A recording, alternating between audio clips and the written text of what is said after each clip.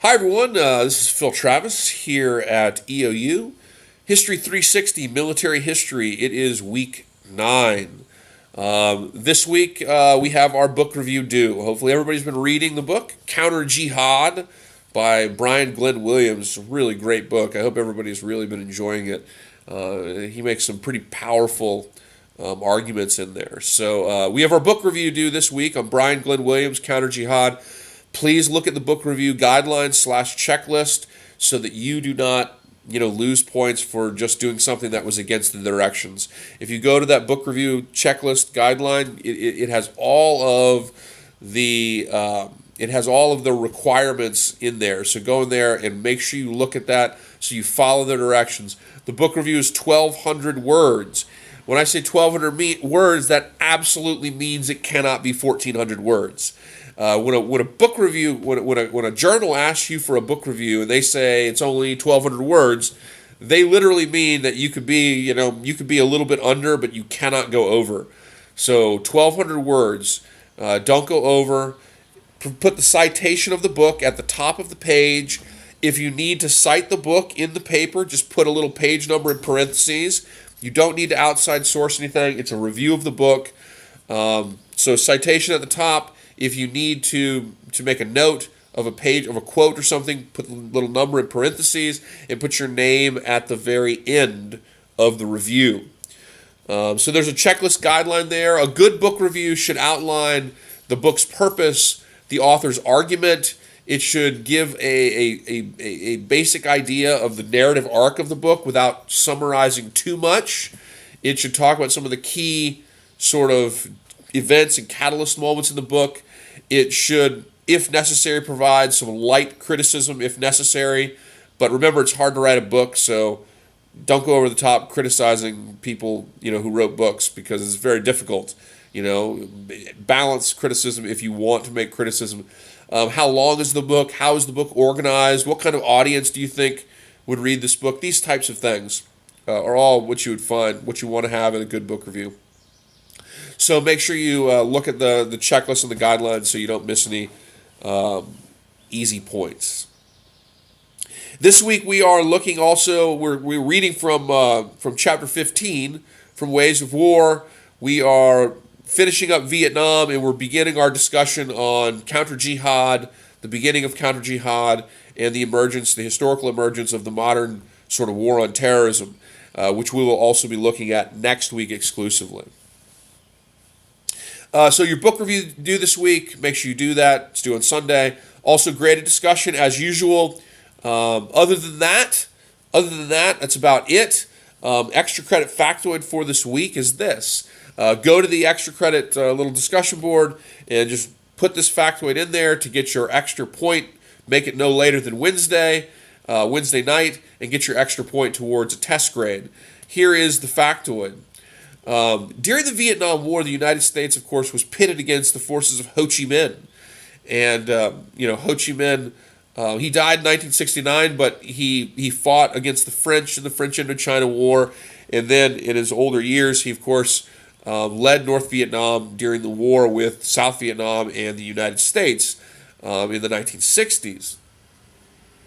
So Ho Chi Minh became one of America's sort of like arch enemies of the Cold War, right? Communist, non-democratic communist leadership, right? We were fighting in Vietnam to contain communism globally. It was about the concerns of the domino theory. If we didn't fight in Vietnam, the idea was we would be, before you know it, they would be landing on, in San Diego, basically. The domino theory. We have to fight in Vietnam because it matters so much to this huge region, allegedly. However, one of the strange ironies of history is that before the Cold War started in 1945, at the end of World War II, Ho Chi Minh was actually a potential future ally of the United States. Technically, the United States and the forces of Ho Chi Minh and his Viet Minh, which would later be called the Viet Cong, his guerrillas, during World War II, we were actually allies. The United States worked directly with Ho Chi Minh. He was located in the remote northern areas of Vietnam because, of course, he was fighting the Japanese too. just like us. And so the United States, its so-called Operation Deer Mission, which was an OSS operation. OSS was a precursor to the CIA. And they actually paratrooped in. They met with Ho Chi Minh. They treated him for dysentery, probably saved his life. Ho Chi Minh provided help with reconnaissance and rescuing downed American fighter pilots. And the Americans in exchange provide Ho Chi Minh with small arms and radio equipment and these types of things. At the end of World War II, Ho Chi Minh wrote numerous letters to the United States president at the time, Harry Truman, and during his Declaration of Independence in Vietnam, at the end of World War II, Ho Chi Minh went out in Hanoi and gave this huge speech declaring the independence of Vietnam. And in the declaration, this is the factoid, Ho Chi Minh actually had the band play the Star Spangled Banner, and an OSS plane,